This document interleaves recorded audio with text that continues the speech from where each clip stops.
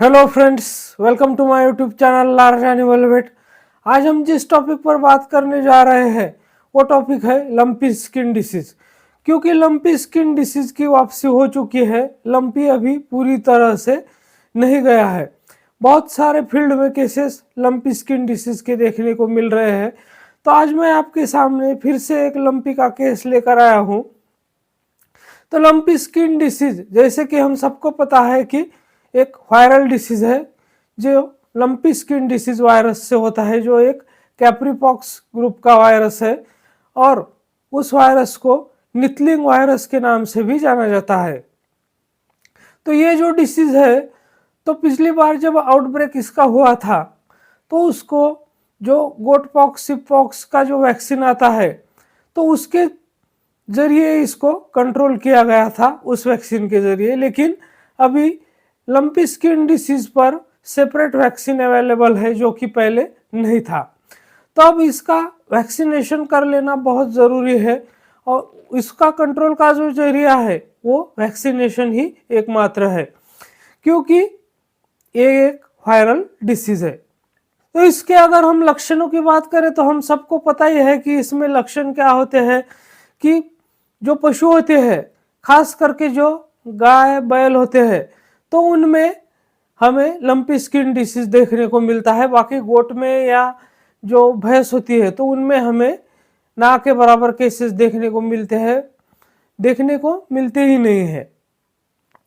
तो उसके लक्षण की बात करें तो पूरे शरीर पर गांठें बन जाती है, जो इंटरनल ऑर्गन्स है उनमें भी गांठें बन जाती है, सीवियर निमोनिया हो जाता है, बहुत सारे पशुओं के पैरों पर सूजन आ जाती है, वो पशु लंगड़ने को शुरू करता है।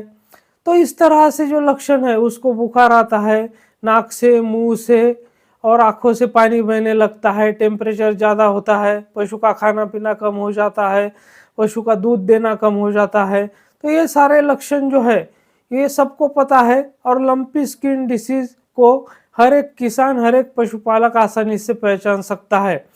तो हम खास तौर पर आज इस बात करेंगे इसकी ट्रीटमेंट के बारे में।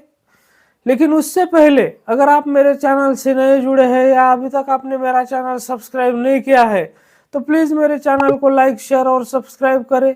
साथ में बेल वाला आइकन दबाकर ऑल वाला ऑप्शन भी चुनें ताकि भविष्य में आने वाले हर वीडियो की नोटिफिकेशन आपको समय समय पर मिलती रहे।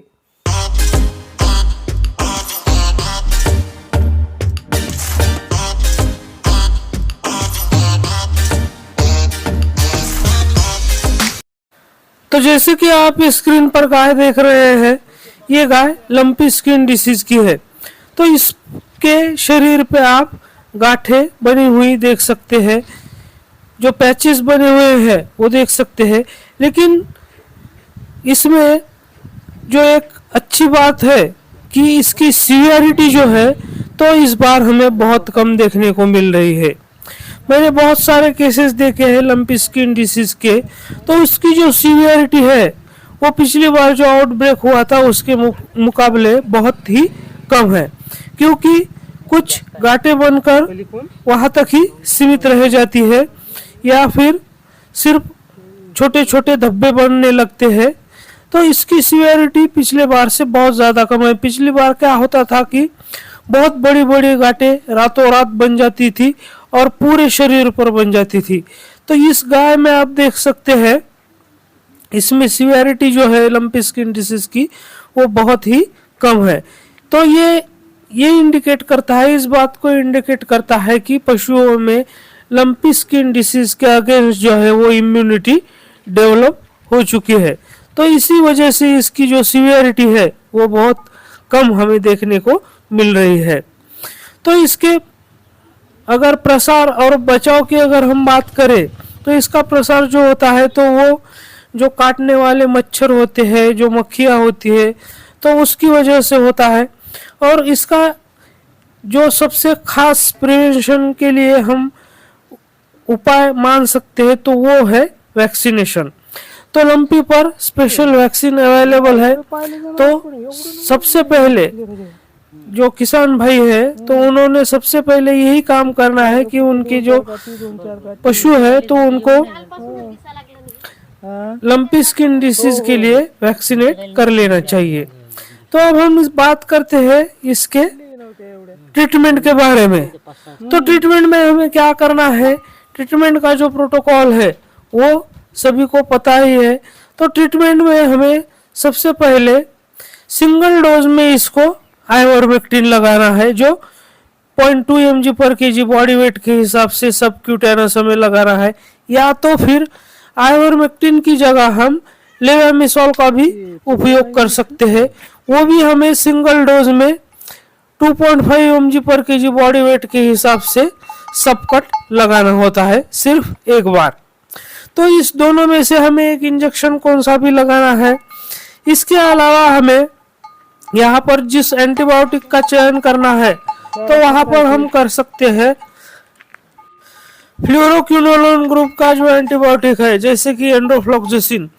तो 7.5 mg पर kg बॉडी वेट के हिसाब से हम यहाँ पर एंडोफ्लॉक्सासिन का 3 से 5 दिन तक उपयोग करेंगे, जो कि हम इंट्रामस्कुलर इंट्रावेनस रूट से दे सकते हैं।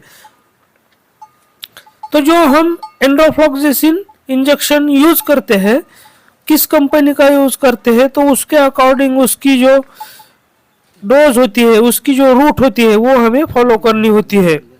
इसके साथ ही हमें जो non steroid anti inflammatory drugs होते हैं, जैसे कि फ्लूनिक्सिन, मेग्लूमाइन, तो 1.1 से लेकर 2.2 mg पर kg बॉडी वेट के हिसाब से उसे हम इंट्रामस्कुलर इंट्रावेनस रूट से लगा सकते हैं। इसके साथ साथ हमें जो एंटीहिस्टामिनिक आते हैं, क्लोरफेनिरामाइन मैलिएट, तो उसका भी हमें इंट्रामस्कुलर रूट से उपयोग करना है। तो इस तरह से इसका हमें ट्रीटमेंट करना है। और हमें याद रखना है कि आइवरमेक्टिन या फिर लेवेमिसोल जो भी हम यूज करते हैं, तो उसको हमें सिंगल शॉट ही उसका लगाना है। बाकी जो ट्रीटमेंट है वो 3 से 5 दिन तक कंटिन्यू करना है अकॉर्डिंग टू सिवियरिटी। और अगर पशु में बहुत ज्यादा सिवियरिटी है, निमोनिया डेवलप हो चुका है, पशु को सांस लेने में बहुत ज्यादा दिक्कत हो रही है, तो हमें वहां पर हायर एंटीबायोटिक का इस्तेमाल करना होगा, जैसे कि सेफ्टियोफर एंटीबायोटिक का भी हम वहां पर 1.1 से 2.2 mg पर kg बॉडी वेट के हिसाब से IM और सबकट रूट से इस्तेमाल कर सकते हैं। या फिर वहां पर जो टिल्मिकोसिन एंटीबायोटिक आता है उसका भी हम उपयोग कर सकते हैं। तो इस दोनों में से एक एंटीबायोटिक का हमें वहां पर चयन करना है अगर सीवियरिटी बहुत ज़्यादा है तो इस तरह से हम ट्रीटमेंट कर सकते हैं। और सबसे बेस्ट तो यही होता है कि जो हम अपने पशु है तो उनको वैक्सीनेशन करवा ले। तो मेरे साथ बने रहने के लिए आपका बहुत बहुत धन्यवाद।